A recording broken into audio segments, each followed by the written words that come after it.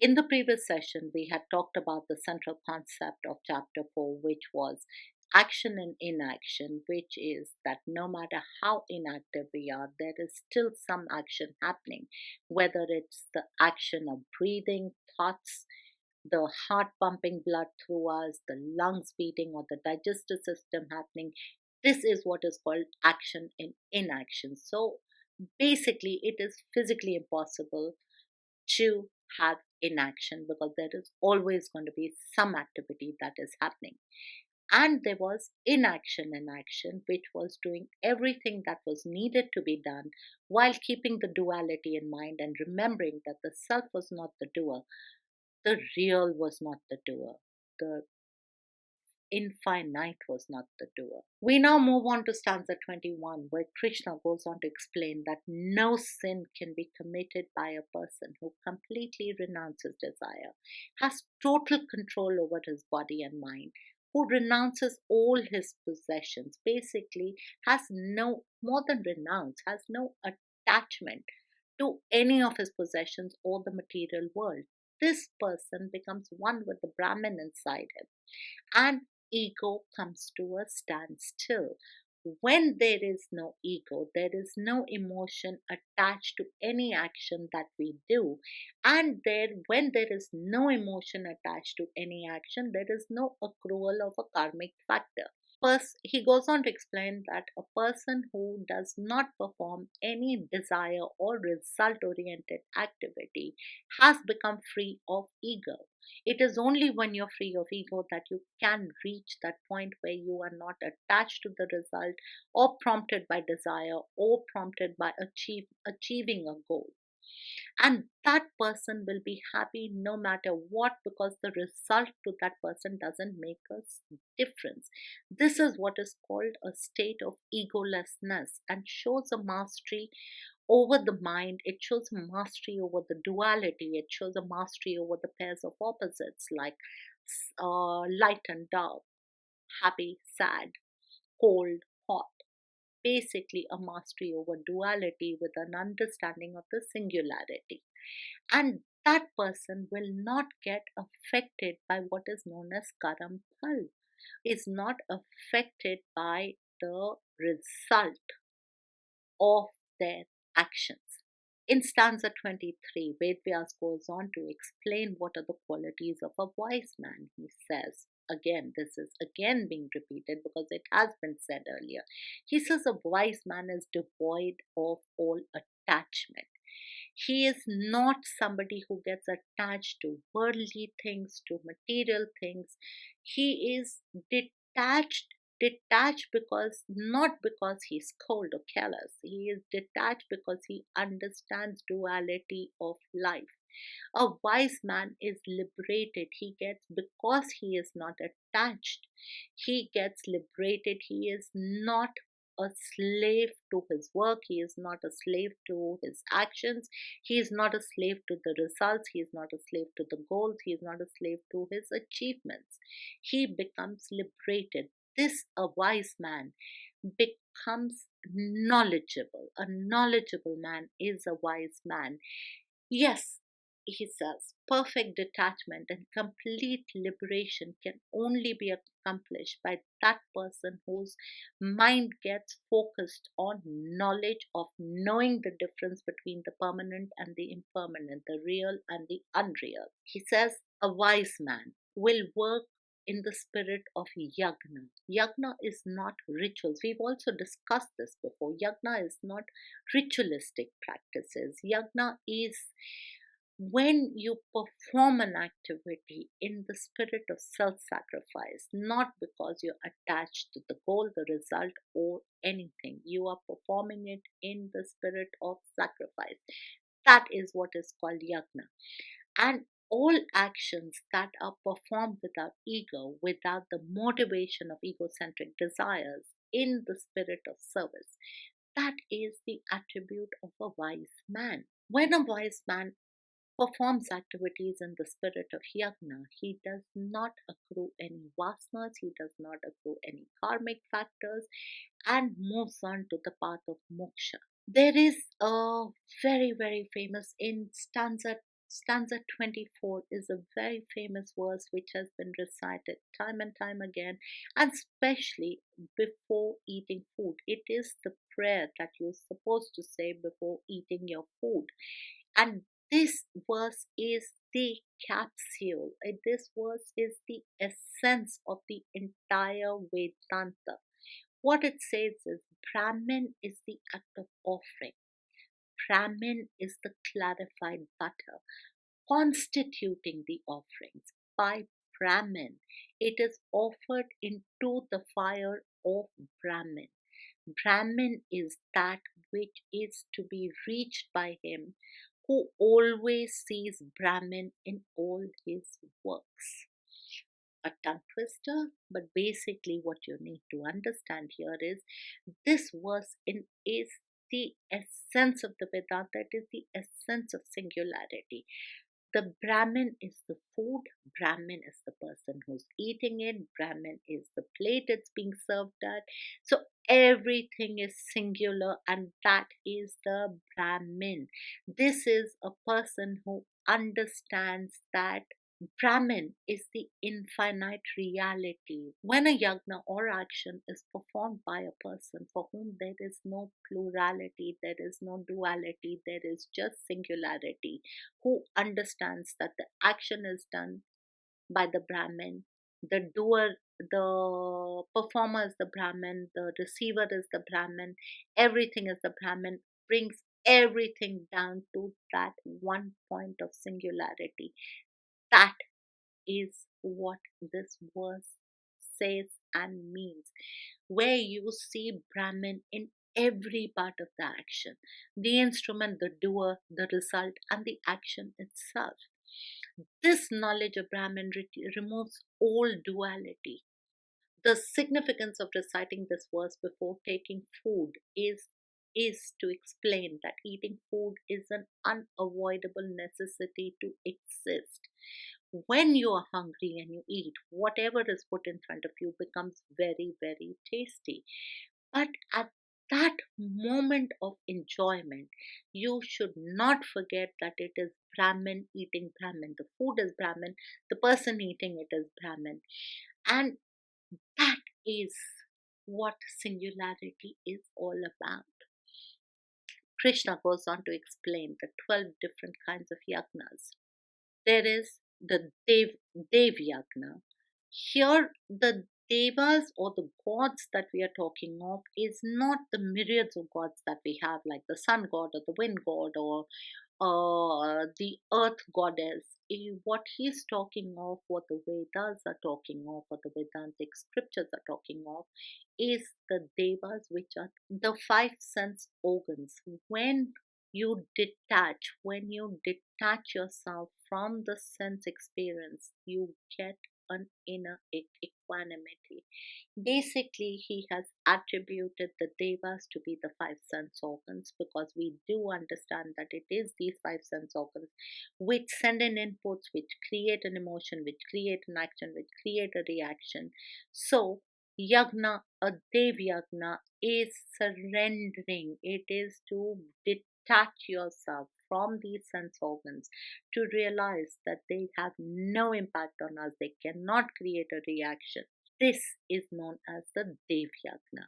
There's the Brahma Yagna. The Brahma Yagna is when you understand that the sense organs are mere instruments of perception and sacrifice them in the knowledge of the Brahman. That is known as the Brahma Yagna, when an individual's organs of perception and action are to function not for satisfying your selfish needs or egocentric needs, but for the sake of serving society at large, where you live in the world of objects but have no attachment to any one of them. This is known as the Brahma Yagna. Gone on to say that self control is also a form of yagna. When we satisfy our sense organs, they keep going on to give more demands and more demands and more demands. And we've seen that in reality. That you get a 1 carat diamond, you want a 2 carat, you want a 3 carat, then you want a sparkler, you want a yellow stone. There is no end to what the sense organs demand. The more you satisfy them, instead of being satisfied or satiated, they keep demanding for more and more. As self control as a part of yagna is when we surrender the egocentric enjoyment, when we control our senses. That is literally the essence of self control. So they have no power over us to make us act or react in any way whatsoever. Then he talks of the yoga of self restraint. Yoga of self restraint is when we stop getting attached to the activities of the sense organs, the organs of actions, as well as the objects of the senses, coupled with the prana. All these, which we have discussed in, I think, chapter 2 before. When we stop getting attached to all these activities, this is known as yoga of self restraint. Then we have the Dravya Yagna, which is giving away in charity or distributing, giving to the more needy, wealth that has been honestly acquired by us. Tapo Yagna is when we offer to lead a life of austerity so that we can gain self control. There is Yoga Yagna. Yoga Yagna is an attempt to evolve, to grow through withdrawing the mind from the objects of the world and through pranayam, which is breath control, which is another form of yagna. Then there is the Swadhyaya Yagna. The Swadhyaya Yagna. This means to study and understand the scriptures as much as physically possible. And there is Gyan Yagna. Gyan Yagna, which is basically understanding what is false, which is the finite, which is the unreal, and accepting the real, the infinite, the Brahman or the self, and this is known as Gyan Yagna. Krishna goes on to explain pranayam further. I am not going to get into that because we have discussed this in a couple of sessions before. We have explained pranayam completely. Pranayam, which is a beautiful technique of self control through breath.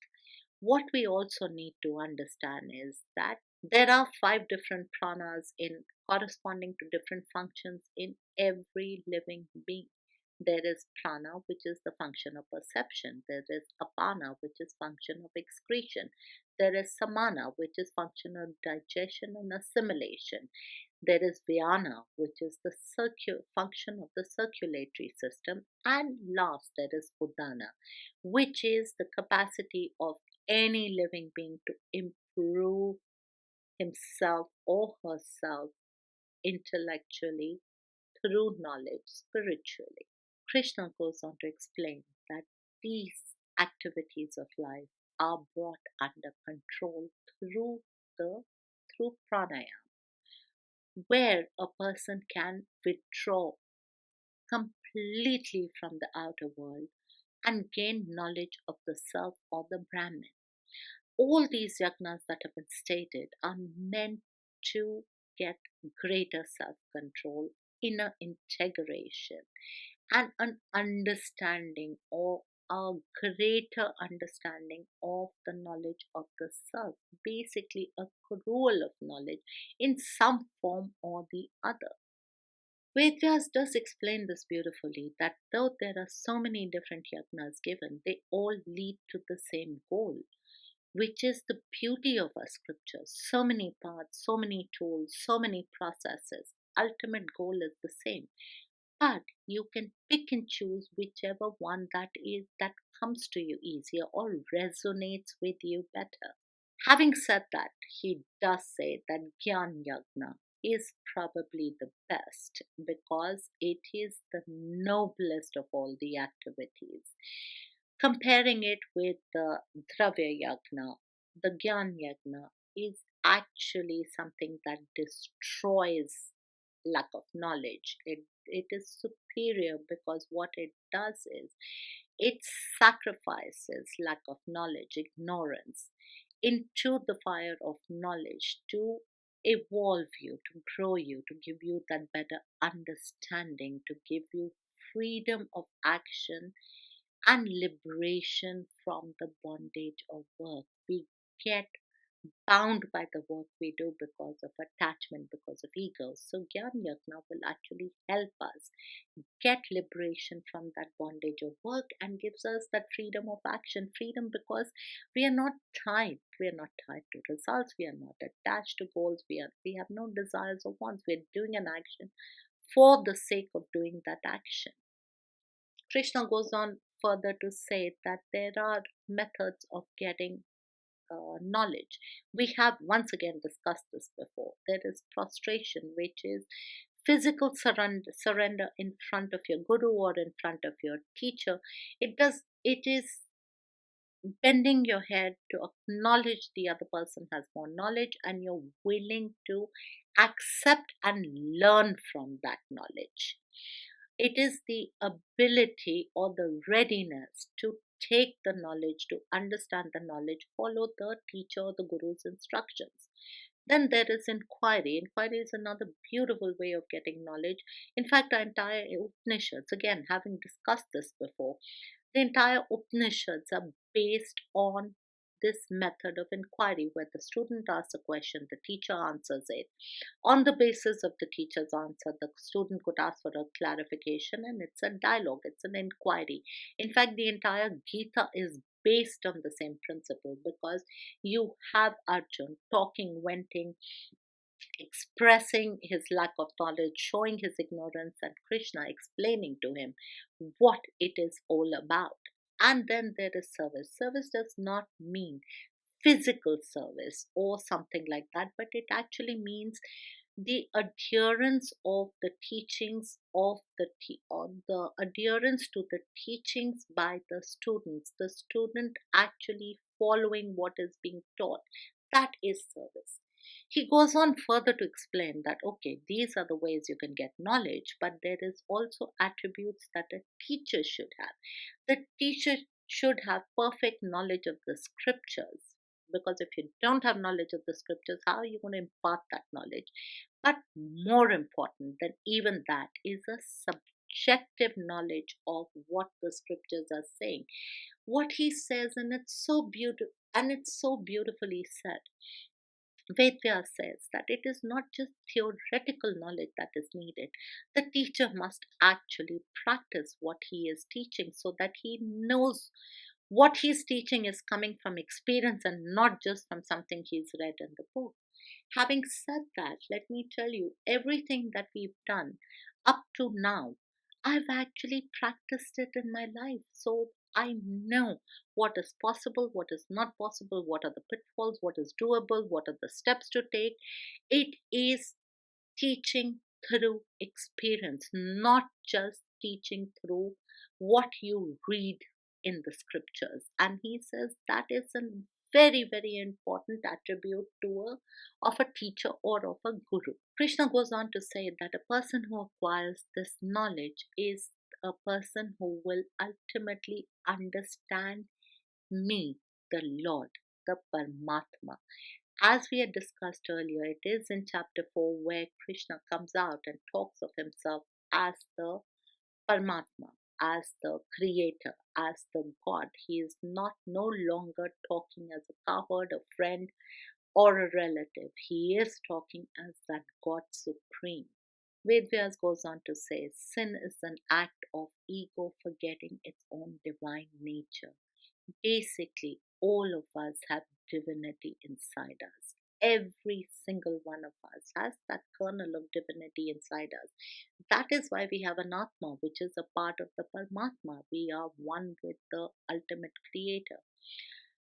When ego overrides and it forgets that divinity is when sin happens. He says, all karma, good, bad, indifferent, gets burnt in the fire of knowledge.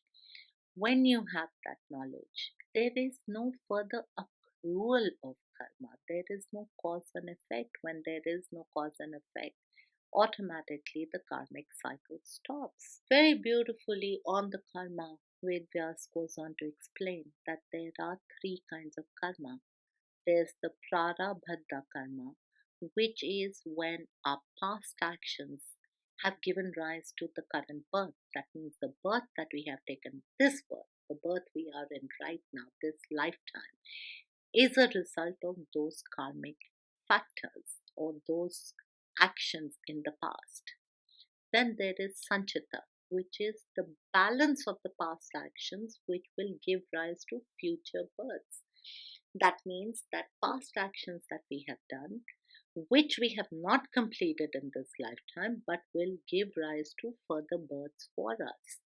And there's Agami, which is actions which we're doing now, in the here and now, in the present life, which are going to give rise to further births or the next birth that we take. He says the fire of knowledge will reduce all the karmic factors except the first, which is the prarabdha, because that was something that we had already, that was actions that had already been done. We are already facing it in this lifetime. But when we have the knowledge, when we have attained the wisdom, when we have come to that point of knowing, all further karmic factors stop. So, other than what we have as an accrual which we're dealing with in this lifetime, there will be no further accrual of karma. So, there will be no carry forward into another life, which means we can actually move towards moksha.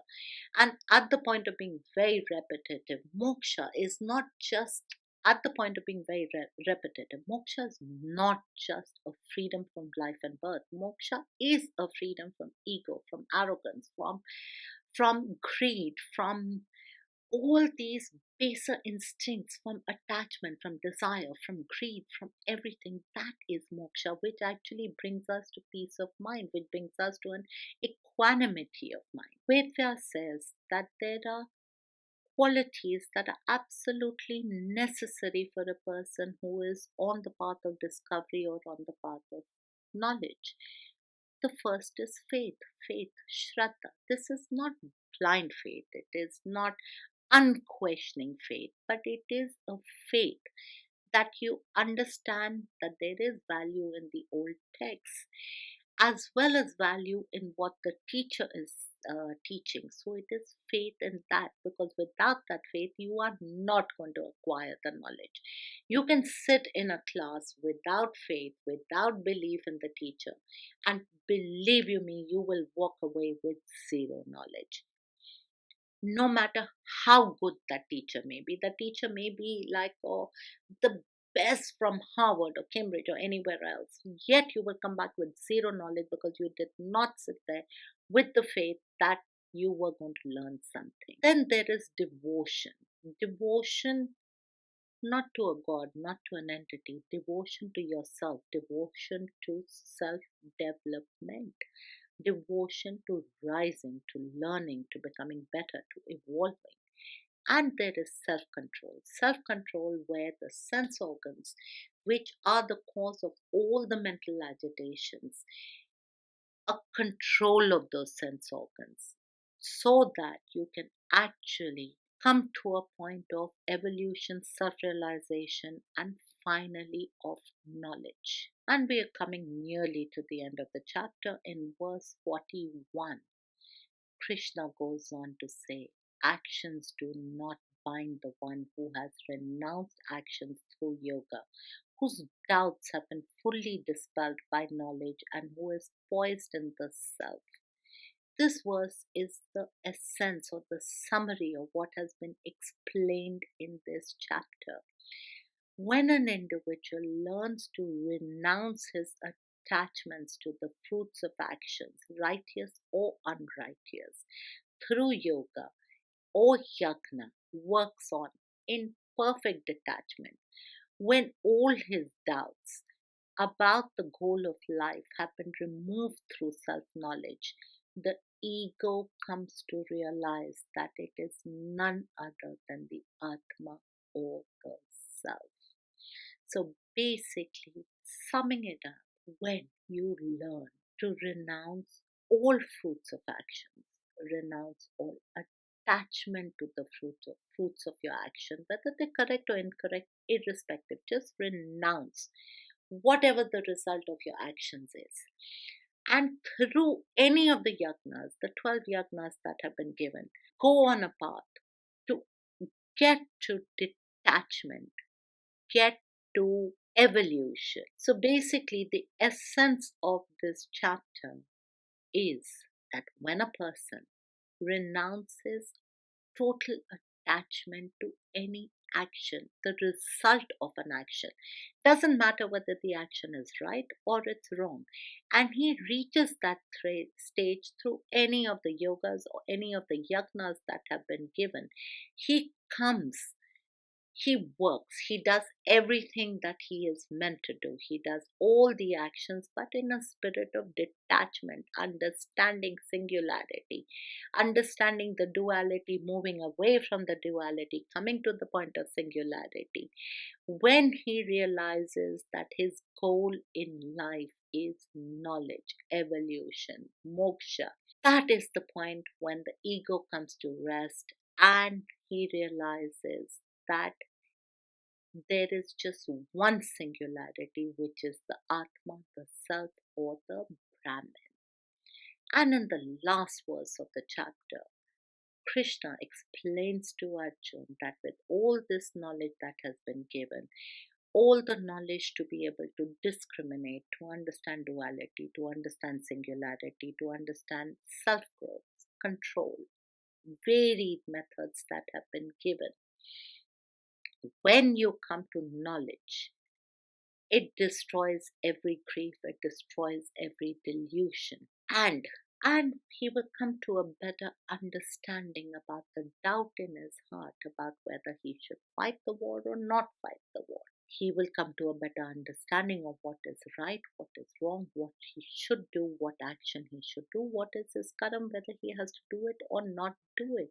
And all this is coming after complete evaluation, given all the knowledge that has been given to him. What Krishna is, what Ved Vyasa is telling everybody through this chapter is to get up, act in the spirit of yagna, act in the spirit of the greater good, so that you can ultimately merge with the Maker and find that peace, that equanimity, become one with this universe, because you are working in the spirit of yagna, which is the way this universe was created. And at this we end chapter